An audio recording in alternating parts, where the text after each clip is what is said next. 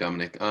Just a lot of guys have come in here talking about the energy in the program. Just what have you noticed in terms of differences from last year to this year, and what's the energy like for you guys right now? It's great. It's a lot of people pulling together, buying in, and just a lot of chemistry building with this new coaching staff, and just everybody just trying to stick to one goal, really.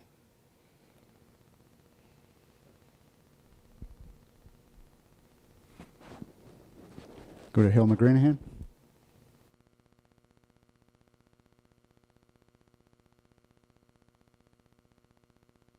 Sorry about that. Yeah, just wanted to see where you're mainly working at this spring. You at corner, safety, nickel, all three. What have you been doing on the field? I'm basically working at corner, but I have got some nickel reps, so I'm just trying to be agile in the back end and we need depth, so I'm just trying to work both positions really. I guess without giving up too many secrets, what's that like playing cornerback in Coach White's defense? Oh, it's good.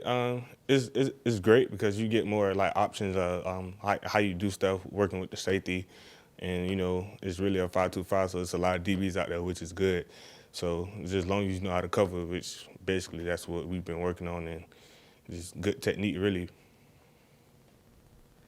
Go to Greg Hadley. Hey Dominic, there's been a lot of talk about this secondary and maybe some of the depth that goes along with it and some issues there. I guess, do you guys as a room hear that, and how good do you think this unit can be, going into the fall? We can be really good. We just gotta just lock in a little bit more and just buy into what Coach White and Coach what's the name, Coach T. Gray want us to do, and just be more communicators back there in the back end, because it shows up on the scoreboard if we don't do our job. So. David Cloninger. Hey, Dominic, thanks for doing this. About the depth, and you mentioned that you've been repping some at nickel. What are the other guys? What's the rotation like at that fifth spot? I mean, we all been rotating, so it's not really like, like nobody got ones and twos. We just all trying to get reps in and, just be better on the back end, really, because we the part of the youngest group on the defense. So we just trying to get everybody to move around and, just work in and get some reps here and there. Do you think that might be the plan in the season, or have they talked about, finding one or two definite guys to play that nickel spot? Nah, we all been rotating, so it's like we all been working, and so whoever, do the best at that job is going to be open. Like, all positions are open right now, so it's just who are being more consistent and more communicated in the back end, really, so. Back to Colin. Dominic, what have you learned about, now that you've had a couple practices, what have you learned about this group and just the kind of guys you have in y'all's room? I learned a lot. Like last year I didn't play a lot, so that really taught me seeing JC and Izzy really how they go about business, and just learning from last year and this year how we are young, so we kind of buying in and pulling each other along. Like when somebody mess up, we get on each other, just stand on one another really, and that was really part of the main difference of last year and this year. And we just got to keep moving forward because, like I said, we young in the back end, really.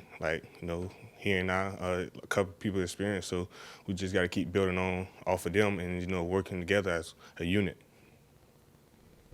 Josh Kendall. Dominic, Coach White said something to the effect a week or so ago that not just anybody can play corner, that most athletic guys, you can teach them to play safety, but corner takes certain physical abilities that you've just got or you don't have. What are those, and when do you think you realize that you have them? What specifically are those? Just being long and being able to cover and make tackles, really, and just know how to cover it, really. I feel like that's most important, and being most official, and being, not being out leveraged and knowing splits and knowing route combinations, like just being smart on the back end as a corner and just knowing what route you're going to get when it's a tight formation, or how thick he is in the body, his leverage. Just, being on top of all the small details, really, just to be a good corner that I see, that I watch, you know what I mean? So. Physically, what sort of athleticism, besides height and length and, arm length and all that, what sort of physical traits do you need to have? Physical, I feel like you gotta have the inner toughness, the ability to just have confidence in yourself, to know what you got. Like you say, anybody can go out there and play safety, but as a corner, you just got to be perfectly sound on all areas aspect, because like if you give a bomb, that's really your fault. So like you said, physical, I mean, everybody can play different position, but corner, I feel like it's kind of hard because you always isolated and you're alone, so you got to be on points on all points of the game. So really like you said, just being physical and just knowing what you got to do in the game and staying on top of everything. Thanks, Tom. Dick Cox. Dominick, who did you get paired up with as your accountability partner, and what's something new you learned about them? I got partnered up with Trey Atkins. I learned that he's kind of cool. He's funny. We built a little close relationship than it was last year, like with this accountability. So I'm glad that we got this going, and it's kind of working out for all of us. Hill McGranahan. Well, I was going to ask you about guys you have to cover in practice. So do you have to cover Trey much when you're in the nickel, or? Yeah, I covered Trey a few times. Yeah, he kind of fast, so it was kind of good. Who are some of the harder guys to cover? And I think most people probably look at EJ Jenkins, him being like 6'7" and all that. Have you had to try to guard him much, or is it mostly? I had a few reps guarding him. Yeah, he's good. He's long. He got a huge upsize. He got being a receiver and a DB. Not a lot of DBs are his size in the back end, so you just gotta know your leverage and how you're gonna play him, because he can catch the ball anywhere if the quarterback plays in the right area. So. Who are the other receivers that really have stood out to you when y'all are, whether you're watching them get reps against your guys or you're getting reps against them? Who's really jumped out at you? I mean, everybody doing good. All the receivers doing good, but I feel like Josh Van he been kind of stepping up really. Jalen Brooks, Rico Powers, like all our receivers been stepping up kindly. We still young in the receiver, and I feel like everybody got a lot of ways to get better really. John Del Bianco. Hey, Dominick, did you know Coach Gray before he came to South Carolina? Yeah, funny story. Coach Gray was recruiting me my freshman year in high school when I had first got my first offer from Florida, and then he left and went to the league. So it kind of he remembered me, but not really. So because he had left, but yeah, I remember Coach Gray. What was your first reaction when you heard that he was going to be your new position coach? I was kind of excited because I had a little connection with him.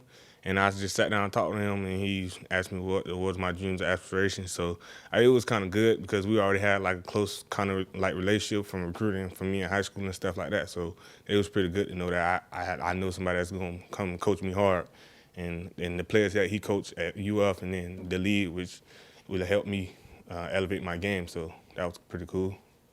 What have you learned about him, and what's it like to play for him now that you are in his position room and you're on the field with him? Oh, he's gonna coach you hard. He want the best out of you. So everything is not, say if I have a good day, it's not a good day for him. So he just want to get the best out of everybody. He want to see everybody succeed. He wants you to be on top of your game, know your leverage, or what can you get beat on, what can you not get beat on. Just if you head up, outside leverage, like just mental errors and small details that he's picky about. He's gonna get on you. He's gonna nag you. So I like that he's on us, because most coaches, when they stop doing that means they don't really care. But he's like that every day. So we say he be on one at practice because he be live and loud and stuff. So that's pretty good. Thank you.